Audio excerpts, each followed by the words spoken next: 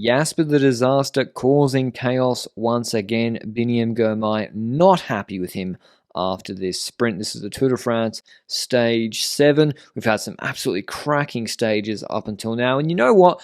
I need a rest, and so does the peloton. I can't be doing in-depth videos of all these tactics every day. Let's just have a standard sprint stage in Bordeaux, and that's what we had today. No crosswinds, no nothing, not even a dangerous breakaway, because when the 4 teams that thought about getting in the break, Total, Movistar, UnoX, and Arkea, got in there, got blocked up, looks like it's gone happy days. Then the DSs started saying to 3 of those riders in the break, actually, don't bother, it's a waste of energy. So UnoX backed out of it, bit strange. Then Oliveira got the call down from up on high. He backed out of it. And then after the easiest day ever to get in the breakaway, Bergerdo got told to back out of it. So maybe they just didn't want their riders to spend, 5 hours, 4 hours frying themselves in the sun and 35 degrees, or maybe they hate TV exposure. It's the best Total's probably going to get this Tour de France. Danish Fwens having a chat in a very relaxed peloton. And so Guglielmi was the only brave soldier to go up front. He got 6 minutes. Lotto and Alpecin put riders up front, but then it was Lotto bringing that gap down. They put 3, and Alpecin kind of disappeared because, it's one rider in 35 degrees on a flat stage. Intermediate sprint, again, Philipsen looking good. Decent lead out from Van der Poel. Binny with pretty sprightly legs. Lecoq actually third again. He's look out for him in Limoges tomorrow.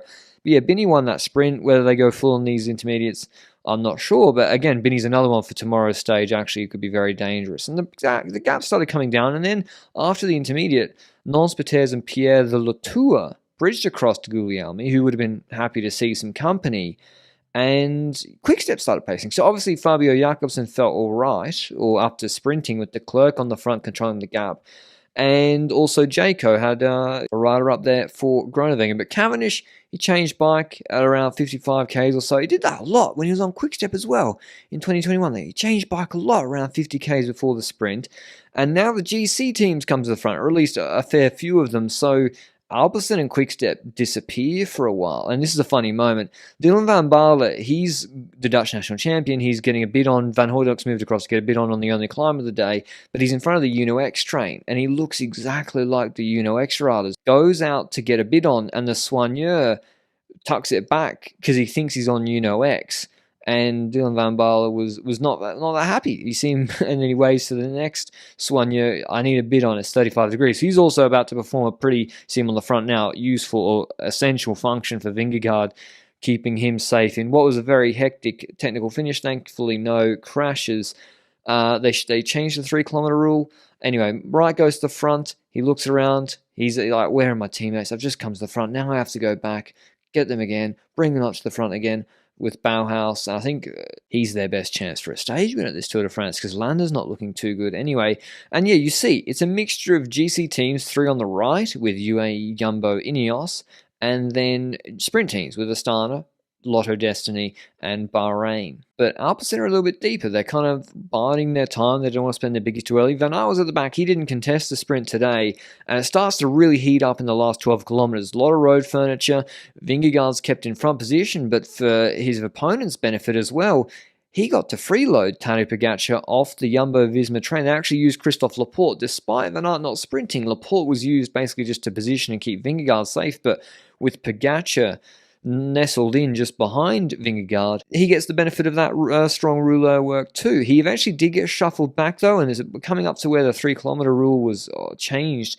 And you see, like, when you're contesting or trying to take up positions, he left a gap open as he was sliding back in front of him, and then he tries to accelerate back into that gap, and that's a big no-no because the guys going for the sprint, they come across him.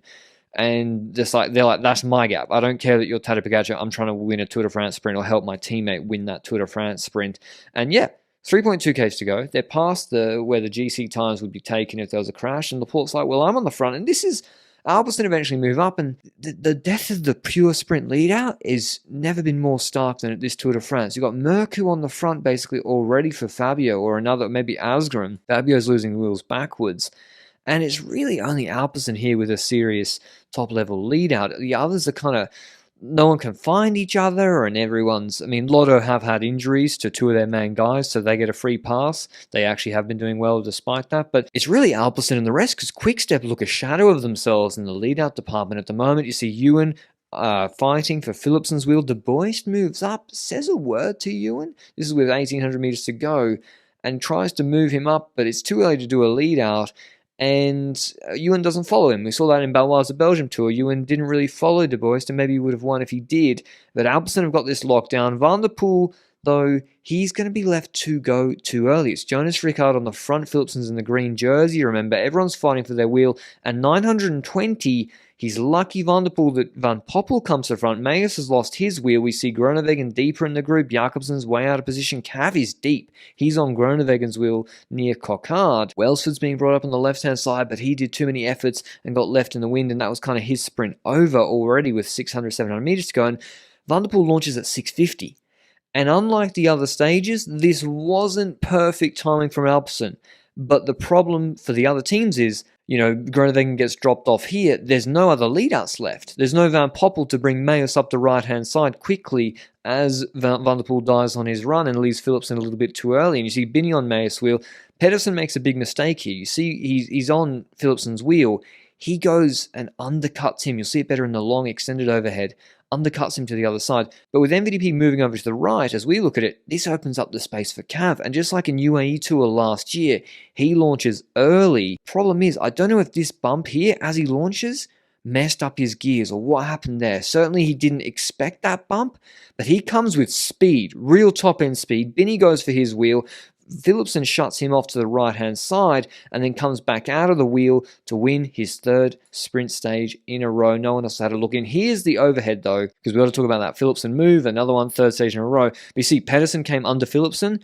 MVDP moved to the left. That's Pedersen's sprint over. He basically boxed himself in. Of course, Philipsen's not going to yield Van der Poel's wheel, but Cav launches here, and Philipsen sees him. Binny's already getting himself up to speed, sprinting straight. Philipsen is like, well, it's too early for me to jump straight in the wind, and he jumps diagonally across and just goes straight for Cav's wheel. And this is where it's like, he deviates, everyone's sprinting, and he does basically, Binny either has to brake or stop pedaling, or he gets chopped and crashes into barriers or has his front wheel obliterated. So yeah, he made a business decision, Binny. Not much more he could do. Philipsen wasn't relegated by the letter of the law, of course. It's an obvious relegation, but the comment says just don't have the cojones to relegate anyone if there's no crash and the guy wins the stage. It's a lot easier like they did the other day. Oh, relegate Van der Poel because he barged Binny, but he didn't win the stage, so it doesn't really affect anything. Or relegate Schjelmerzer when, like, who cares? It didn't change anything. But yeah, Philipsen wins his third stage. He looks like the best sprinter here. He is the best sprinter here. His GC standings unchanged. Jonas Vingegaard still 25 seconds ahead of Tadej Pogačar. Hindley with a nice buff